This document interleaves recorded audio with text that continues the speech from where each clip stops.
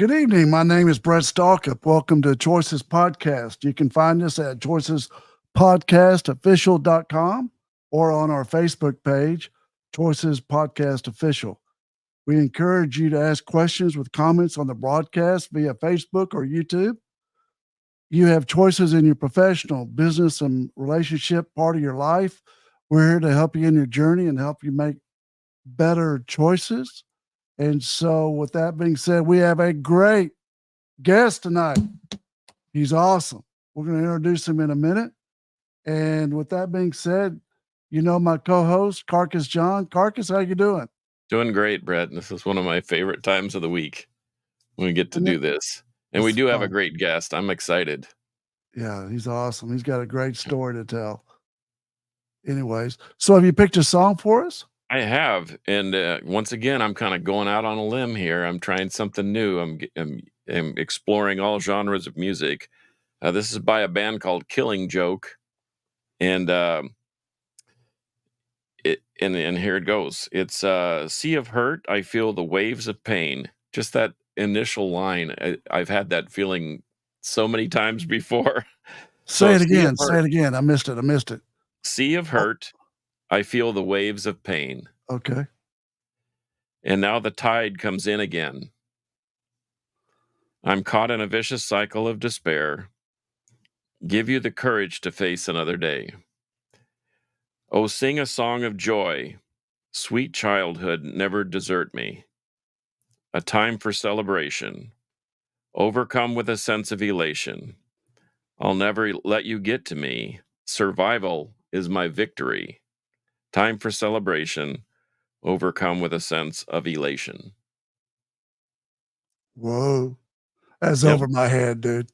No, it's not. It's you've probably felt like I think that what we're going to talk about tonight is sometimes we feel just overwhelmed, and when the tide goes out and we're not feeling the waves beating against us, we think we're safe, and then we see the tide coming in again, and we're kind of having to prepare ourselves for the onslaught again.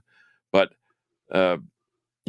we sue for strength, and we pray for strength, and we ask others to help us get through it. And that's the way, we make some good choices. We make some bad choices. Sometimes we need to have others guide us through it. But, man, I'm those days of feeling the waves of pain are slim and none. I get frustrated, but I have a different perspective than I did even just a few years ago. So this is a great thing.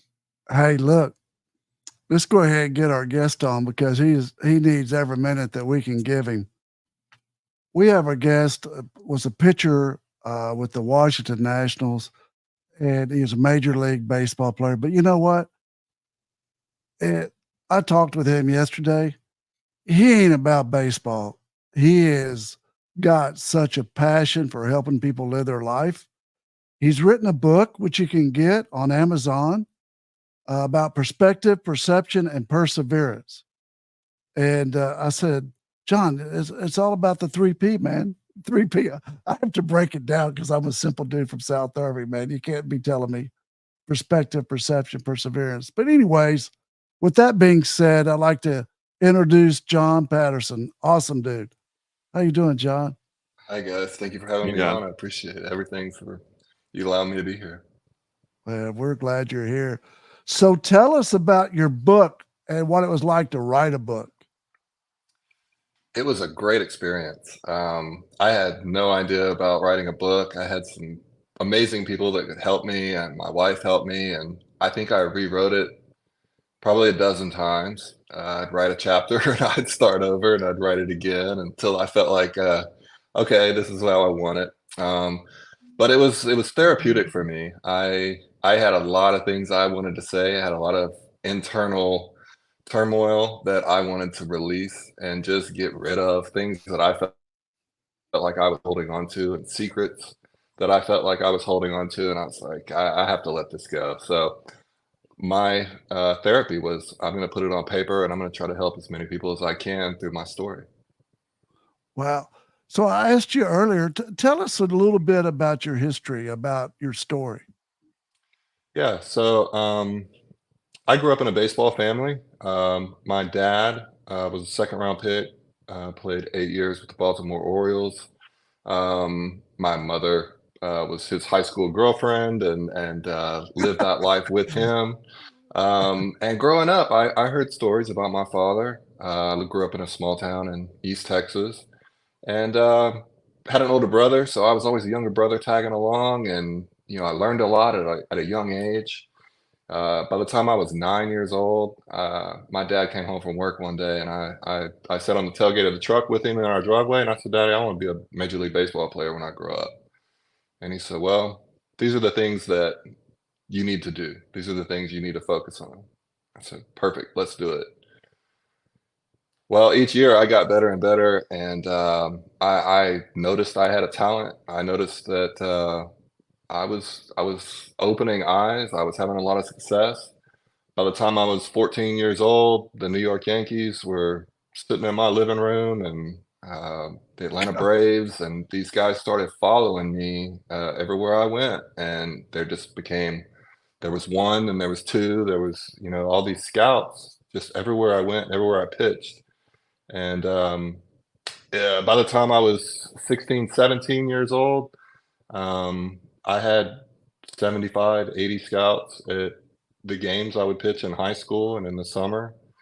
And I ended up being the fifth overall pick in the first round. I was the first high school player drafted in 1996. Um, you know, I just had accomplished everything that I wanted to accomplish. And with that, my story really kind of started at that point. Um, there was a ton of pressure. There was a ton of money.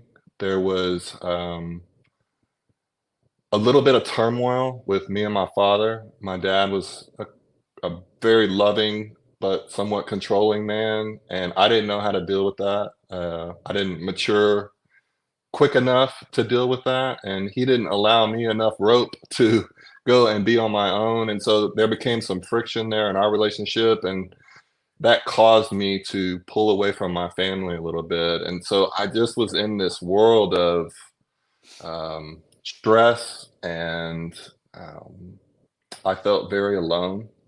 By the time I was 21, I was the number one right-handed pitcher prospect in baseball, and I was either going to be in the major leagues that year, or I was going to play for Team USA in the Olympics in 2000.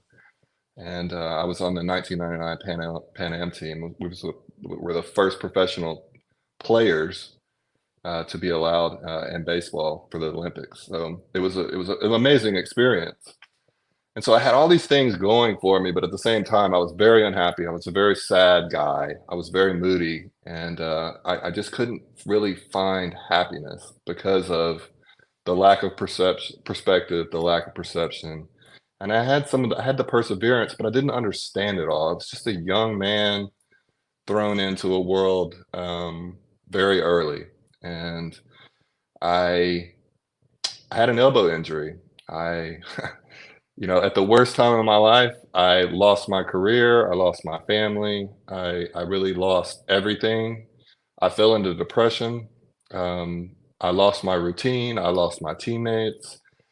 I ended up becoming a drug addict, all different types of drugs, started with pain pills and marijuana and that kind of thing, and progressed to cocaine over the years. And it took a long time for me to realize that I loved myself, that I loved baseball, that I loved my family, and that I needed to get my perspective of God, family, get all of those things back Mhm. before I could rebuild my life and rebuild my career. And so I made the choice of putting everything bad in my life down,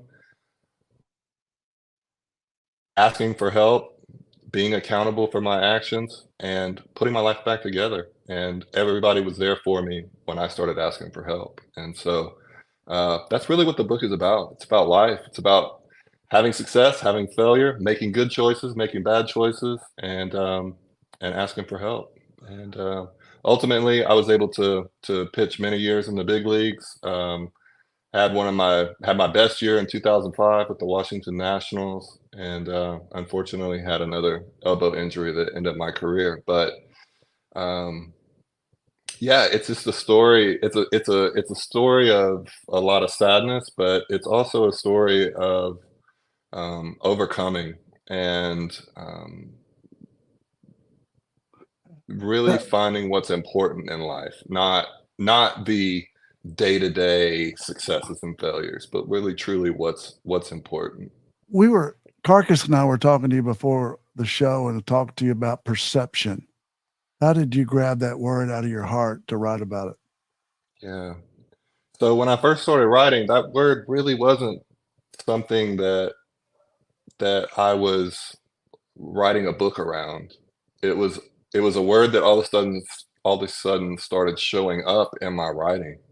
And it all started to make sense to me of why I was writing what I was writing. And perspective on life is probably what for me for sure, for my family, we talk about it a lot. And you know you can have a horrible day, and there's many people out there that would beg to have that day. There are so many different things in life that can drag you down, that can ruin your day, that can just basically make you completely insane, right? We all know that. We know that. We deal with that every day. But for me, as I was writing, I looked at my life and said, who wouldn't want this life, right? Who wouldn't want to be a first round pick? Who wouldn't want to have a family that loves them? Who wouldn't want to play in the major leagues? Who wouldn't want to have all of these things, but yet you're unhappy because it's not perfect? And so the perfection part is what was basically ruining my life. Was I was after perfection instead of just going out, having fun, enjoying each day, and understanding that it's not going to be perfect. You're going to have bad days, and it's not always going to go the way you want it. So that's perspective. It sounds like you're talking about like good pitches and bad pitches. I'm talking about Everybody's everything. with you if you're pitching Yeah. good, and then Yeah. everybody's against you if you're pitching bad. Right. Yeah. Yeah. Well, I mean, you're being judged constantly, right? As a pitcher, you're being judged batter to batter sometimes. But I was my own worst critic. I was such a perfectionist, and I had such a high regard for my ability that I wanted to be perfect all the time. Well, Mm. that's just setting yourself up for failure, right? You can't be. You can try your best all the time, but you're never going to be perfect. Um, it was just, my biggest thing too was like I would work really really hard. I would prepare. I would train. I would do all the things I was supposed to do, and then I'd have a shoulder injury, or I'd have an elbow injury, or I'd pull a muscle or whatever. And so it was the kind of this up and down all the time emotionally. And then just over the years, it just became this like, what am I doing? It was really hard. So I hear you talking about perspective, the way you perceive a day, like how you're doing and going through a day. Yeah. And then I hear you talking about perception, Hmm. about how people perceive you and how you were perceiving yourself. Hmm. And then where does perseverance come in? Perseverance is the fight, the fight to get through the adversity. And for me, that there was constant adversity on the field. There was constant adversity off the field. There's adversity in relationships. And so to be able to gain the perspective, could gain the correct perception of you and of the situation and of how people might perceive you, and does it really matter? But if you don't persevere and don't push through the situations and quit, then you're making a terrible choice, and you're never gonna get anywhere doing that. You're constantly gonna be unhappy. Carcass and I Carcass and I are friends outside of the podcast, and we've worked for a few football players in different capacities. And it's just a different breed. I still represent a bunch of them. It's a different breed, but it's different from the football players are different from the baseball players. And I'm hearing a lot of the really cool stuff that y'all do. But how did you lay it all down? You know what I mean? How did you lay the drugs, the alcohol, and the pills down? Let's start there. Yeah. I think I had to hit rock bottom. I think I had to get to a certain point where I was, I mean, the story that I write about in the book was I had been high for about a week. I would say 5 to 7 days, obviously I can't remember. Where I hadn't been asleep. I had been in 3, 4 different cities. And I finally made it back home to Texas. And I mean, I was just an absolute wreck. I was engaged. She was doing all these things with me. And we got into an argument, as you can imagine. And I was like, that's it, no more. Take the ring off, put it on the counter, out. And she did. Fortunately, she did. And I had hit rock bottom. It was just kind of like, okay, I'm done. Like, I don't want to do this anymore. I'm going to die. I'm not going to make it out of here. I was 24 years old, I want to say. I had been given so many gifts in my life. I just didn't know how to use them. And I knew somebody that did, and that was my dad. And so it was about 2 o'clock in the morning. I picked up the phone. I called my dad. And of course, by the second or third ring, he picks it up. I said, hey, Dad. I was like, I hate to bother you. I was like, but I need you to come get me. And he said, I'll be right there. No questions asked. I'll be right there. I went outside. I opened up my garage door and I walked circles around my driveway, which felt like hours, but it was probably 20 minutes. And my dad pulled up in the driveway and I put my arms around him and gave him the biggest hug. And I said, I want to be your son again. And that was it. That's all it took. He went Dude, you're making inside. me cry. He's making me Yeah, cry. yeah. Oh, yeah, dude. Because you're in your heart It's, when you're telling your story. I love that. But yeah, I just love the yeah. fact that there you are in your driveway. Your dad shows up. Carcass's dad is like that. He could look to lean on your dad, right, Carcass? Absolutely. And, your story is really hitting home because not just because of the baseball connection, but because I was tasked with teaching these young men from single digits into their teens that you were going to fail. Baseball is one of the greatest jobs in the world. I said it's the second greatest job in the world. And they'd say, why? And I said, because as a hitter, you can fail 7 out of 10 times and you're still a superstar. And then they'd ask me what the best job in the world was. And I would say weather person, because all you got to do is and look good on camera and make sure your tie is straight. But it was, but what you're saying is true. There were kids that took it really super hard, and especially the ones where there's talent and there's a higher expectation, just because people know that, like you were a first round pick. I mean, not many people have that gift or that opportunity, and there's a lot of pressure on you to not only perform for the team but for the fans too. And I can only imagine the weight and the burden of that on you. So what you're saying is hitting really close to home. But to Brett's point, my father, I could call him like you did. I could call my own father at any time, and there wouldn't be any questions. And he and I go round and round about who our best friends are. Oh, And he comes up there with his 5 fingers. You see that, John? I got 5 people I could go to. That's bull. Actually, he ain't got 2. I have 7. You have 7. No, you ain't got 2, Carcass. That's crap. I got the Lord. I got my dad, and I put Brett on the middle finger. I put my fiance I on need my to ring stay finger. there. I need to stay there, Carcass. And I have my daughter on there too, because she and I have become close over extremely close over life for various reasons. But yeah, hearing your story is heart wrenching. But it's like I used to tell my kids: at some point, you're going to get out of the slump, and you're going to hit the ball. You're going to hit the strike zone. You're not going to walk people, and we're going to score runs, and we're going to win. And that's what you're doing right now. You've got out of the slump. and you've made some adjustments. And that's the thing about baseball. It's all about a game. It's a game of adjustments. Even if you've been doing the same thing for your whole life, it's interesting, like we talked earlier before we went on live, that just a few millimeters here and there make such a huge difference. There's so many nuances in the game. Let me ask you really this, is. John.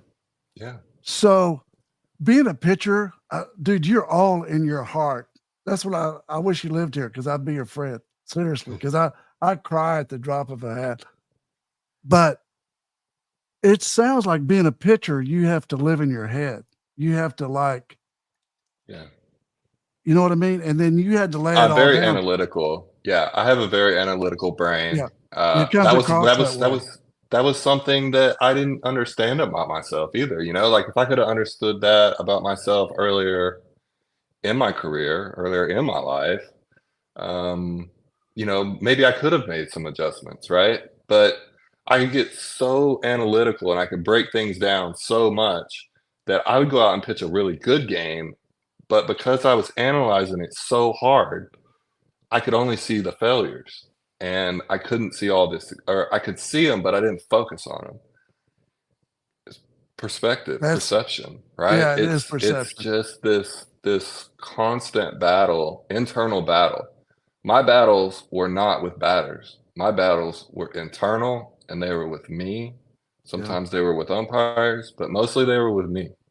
You think It was yourself me to death. against me. It was Yep. me against me all the time. And I could just hanging out with you for the first time here, I can tell there was a disconnect between your head and your heart. That ain't good. I've been Right. doing recovery for 40 years, and Yeah. you got to open up that heart and see where the pain is, you know, and that's not fun.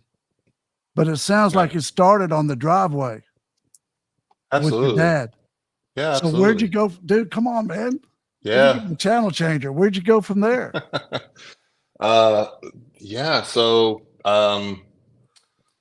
gosh, let's see, they got me cleaned up, and then from that point on, we just started training, you know? It was like we were back when I was 13, 14, 15 years old, you know, at the beginning of really the true beginning of the journey. We started working, doing all the same drills and throwing and building our relationship back.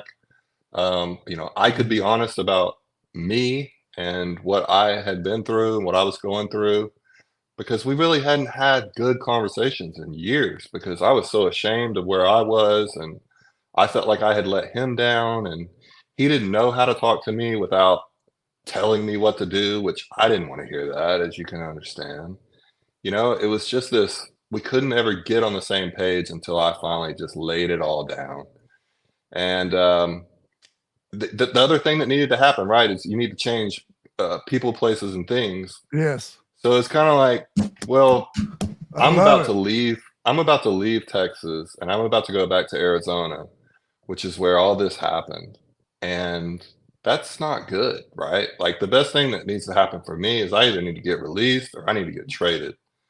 And I went and I had a decent spring training. I didn't have a great spring training, but it was still so new. It was still so fresh that it was hard for me to find my footing there. It was a lot of the same faces. It was the same places. I needed a fresh start. And the last week of spring training, I got traded, and it was the greatest thing that ever happened to me. That was Jesus. And That I was was Jesus. so I 100% agree with you that you know, God stepped in and he knew Yep. what I needed. And I got traded to Montreal, which this was the last year there was a team in Montreal, but I didn't care. I didn't care. It didn't matter where I was going. It was that I needed to go. And it was a great blessing because I wasn't even in the same country, right? Not only was I in a different town, I was in a different country. We played a lot of games that year in Puerto Rico. We played Montreal. We played all over the United States. I mean, it was great. And I was really able to get new friends, new places, new things, Were you and 12 stepping just kind of be at the happy. time? And I was building back happiness. Um, I was not drinking, and I was constantly talking about my problems. but I was not 12 stepping. No. Oh, wow. That's I cool. never really went through a program like that. My addiction wasn't like I had to have it. My addiction was always just this escape, right? It was just when I felt sorry for myself or I felt bad, I would just escape. I'd just go dig a hole somewhere. And but I could put it down when I wanted to. And I know there was a lot of people that believe that. But I also had this really good network of people around me that I knew I could pick up the phone, and I didn't hide it.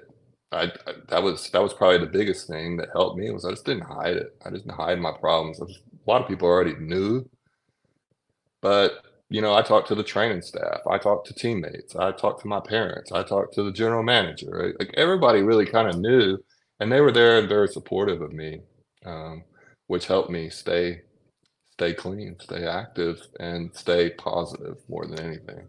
You're going to hear it right here. I've been consultant for treatment centers, blah, blah, blah. I've represented a lot of people in a lot of despair and bad situations. But I've always said, I don't care what works as long as it works. Yeah. You don't have to go 12 stepping. You don't have to go to treatment. You don't have, you go to therapy. Whatever it is that works for you, it works. That's it, Yeah, bro. I don't get preachy on how to recover. I focus Yeah. more on the things. I ask a lot of questions that I want people to recognize or think about, and let people make their own mind up, their own choices, right? Yeah. Um, you know, some people can't go sit in an AA meeting. I get that. That's hard to do, but you can also find other outlets and help, right? Every time I go to AA meetings, sometimes I hate to say this live.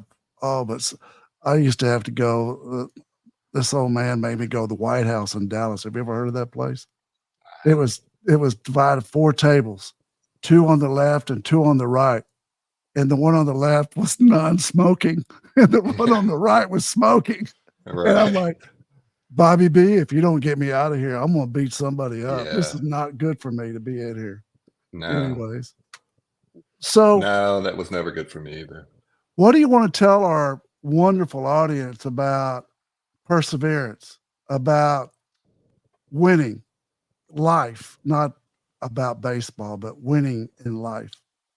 Oh, there's so many things, right?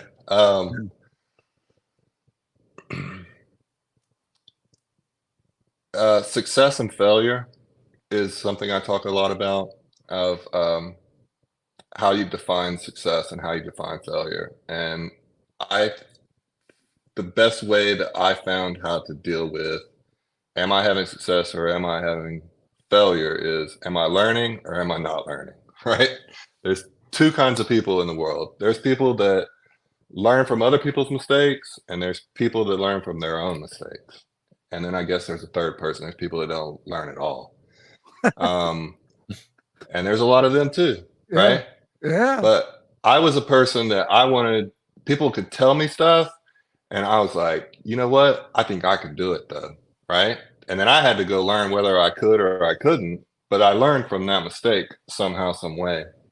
So learning about how to define success and failure for yourself, and then also understanding that at some point you're going to have to pay the piper, right? You're going to make a choice, and you're going to either make a choice to do things for God's glory, or you're going to make a choice to not do it for God's glory. And when you make the choice, and when you start making the correct choices, lots of really good things and lots of really good people come into your life, and the things start to get a little brighter. The sun starts to shine a little bit more, and I just think that you start to set an example, and from that example becomes even more joy, and then you get knocked down a little bit, but you go, you know what? I know what success and failure is. I'm living, I'm learning, I'm having success, but I'm going to make some mistakes. What And that's how I live my life. And I follow this perspective, perception, perseverance. And yeah, it's you know, what you asked me about one of my quotes, you know, I love the serenity prayer, and so many people that are addicts understand the serenity prayer. But for people that don't, you know, it's God grant me the serenity to understand, to accept the things I cannot change, the courage to change the things I can, and the wisdom Know the difference. to understand the difference, right? God bless. And it is so true, and it is something that everybody can learn from, and it's so wise. It's just a wise statement, and I love it. I got a young man watching this tonight, and he lost, and he's got a lot of guilt for something that happened to him in his life, and he's 20, and he can't lay it down. You know what I mean? What would you tell him? Because he's listening and he's watching. What could you tell him about choices and making better choices, or forgiving himself for the guilt and shame that he feels? Oh, It's a yeah, hard one, man. it is. It's very difficult, and you know, every situation is different, right? Um, I always felt a little so much guilt. We talked about yesterday, you know, of the guilt I felt for having so much, and for also for the mistakes, so many mistakes that I made. And I finally had to just let it go and realize that I couldn't change the past, right? I can only accept it, and I can only move forward. And the only way I could move forward was to get right with God, get right with my family, and start living my life in a way that was positive. Otherwise, I was going to be constantly stuck in this circle addiction, where you start to feel a little bit better and you go, I got this, I'm going to lick it. And then something bad happens and it pushes you right back in that hole where you were. You can't change the past. You can only look forward. And sometimes you have to hit rock bottom before you can see that. And everybody's different, man. It's just, it takes time, and it takes putting the right people, which it sounds like he is putting the right people around him. But until you can get to that point, you just have to pray and have hope that that day will come. I mean, uh, my pastor that I work with now, he's like, the best thing you can do for someone that's going through some things like that is to let them hit rock bottom.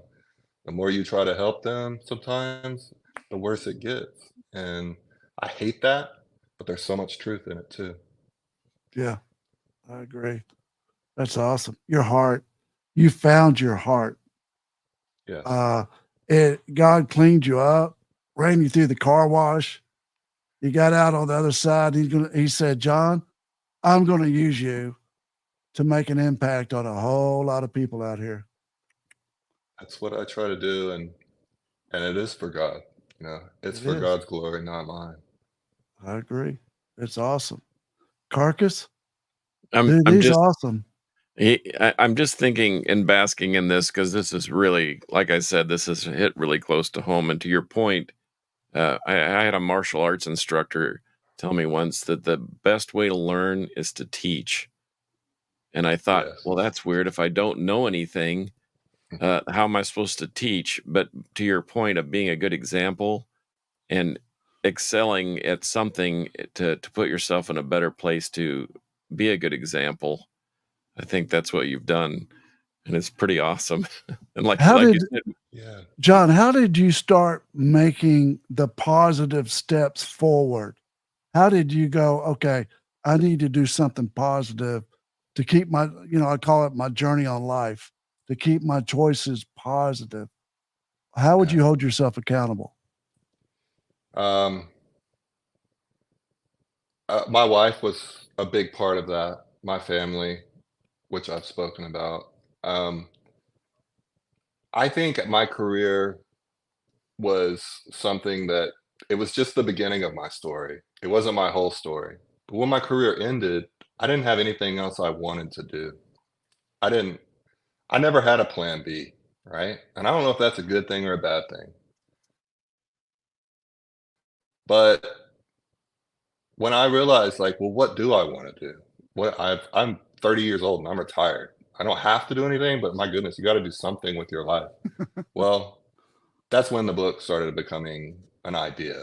And I needed something that I could do in a positive way to help myself and to help others. And also, it would hold me accountable, right? Because now I've written it down.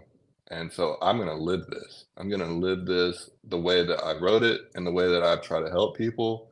And to be that example of, if I go to the golf course and a bunch of guys are sitting there drinking and they're asking me why I don't drink, I can tell my story, you know. They can go and they can pick up my book and they can read the story. And I've had so many guys that are able to come back to me and go, "Man, I didn't know that about you. That's a great story. And It's this your is what calling happened to card. me. This It's is your what calling happened to card. me.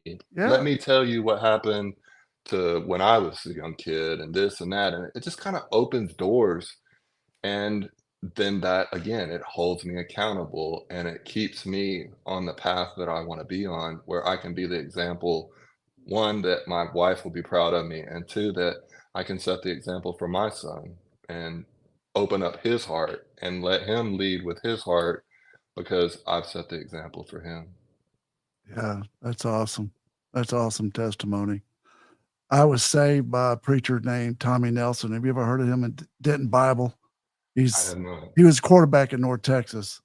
I drove. I was lost, and a lady friend of mine said, "You need to go. Tommy Nelson has an appointment with you." But he told me before he witnessed me. He said, "You're going to have an opportunity to make a difference in a lot of people's lives. I don't want you in a strip joint. I don't want you in a bar because bad things happen in there." And I was so scared of him as the type of preacher he was, and the type of Yeah. man he was, because it was weird. I sat down with him and he goes, "Stalk up." My brother was a great football coach at South Lake.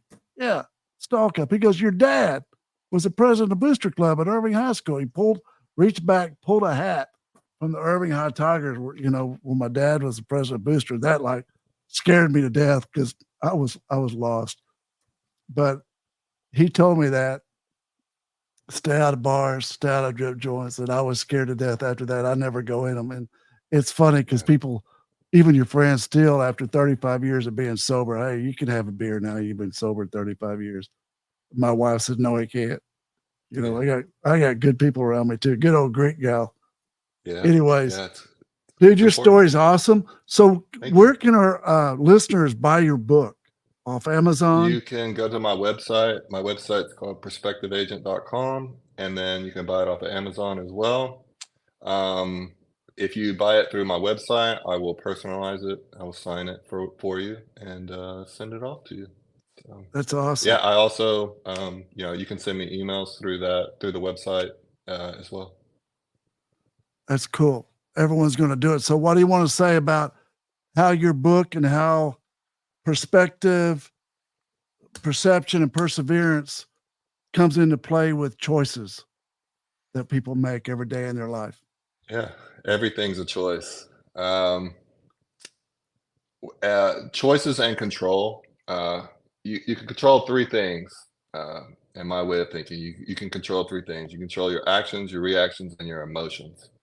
If you can learn how to do that, and you can learn how to make choices that set an example for you and the people around you, you start to become infectious, and it draws the correct people around you. The people that linger, you can tell your testimony to, and then start to spread joy from that. And that's really what I want to do with this book, is for people to realize that everybody struggles, everybody needs a little bit of perspective, perception, and perseverance in their life. That's awesome. I've enjoyed you. I was so excited when we talked yesterday. Uh, I was telling Carcass, I said, John has got a story. It's incredible. And you know what? I'm 66. I'm going to go out swinging. Uh, but dude, you're so much more than baseball. I want you to hear it from Carcass and me. You are so much more. I don't give a damn about a fastball. I give a damn about you and your heart and your journey of life and how you're going to be impacting people. How about you, Carcass? Well, I like the fact that the premise, the foundation of our discussion started with baseball, because I think baseball, you see these people that say baseball is life on their shirts or whatever. And I think that there are some of those things that you can, just the discipline and the repetition and the practice and the dedication and so forth.